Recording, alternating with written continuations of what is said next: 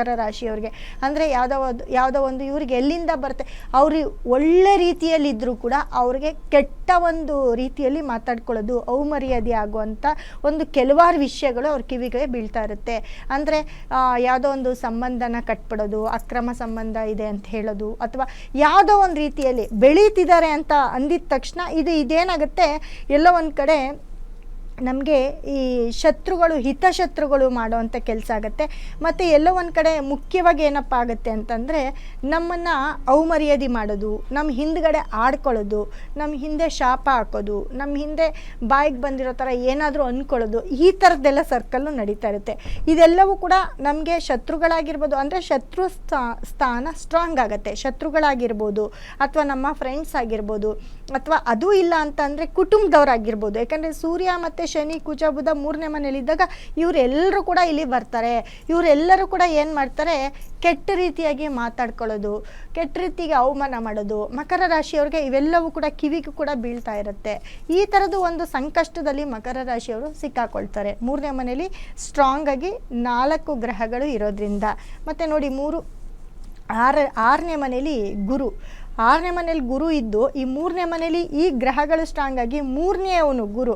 ಯಾಕಂದರೆ ಮಕರ ರಾಶಿಯವ್ರಿಗೆ 3ನೇವನಾಗಿ ಗುರು 6ನೇ ಮನೇಲಿ ಇರ್ತಾನೆ.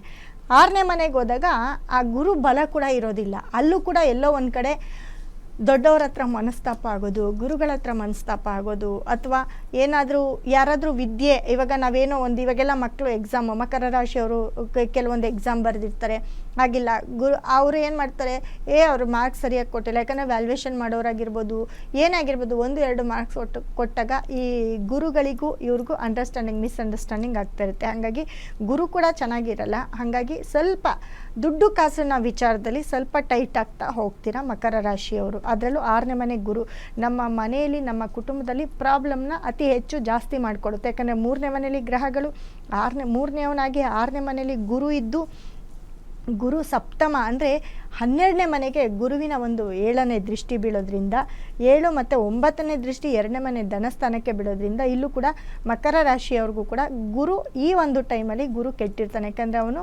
12ನೇವನಾಗಿ 3ನೇವನಾಗಿ 6ನೇ ಮನೆಯಲ್ಲಿದ್ದು ಯೋಗ ಅಂದರೆ ಯೋಗ ಕೊಡೋದಿಲ್ಲ. ಎಲ್ಲೋ ಒಂದು ಕಡೆ ನಮ್ಮನ್ನು ಯಾವುದಾದ್ರೂ ಒಂದು ಕೆಲಸದಲ್ಲಿ ಸಿಕ್ಕಾಕಿಸ್ತಾ ಇರ್ತಾನೆ.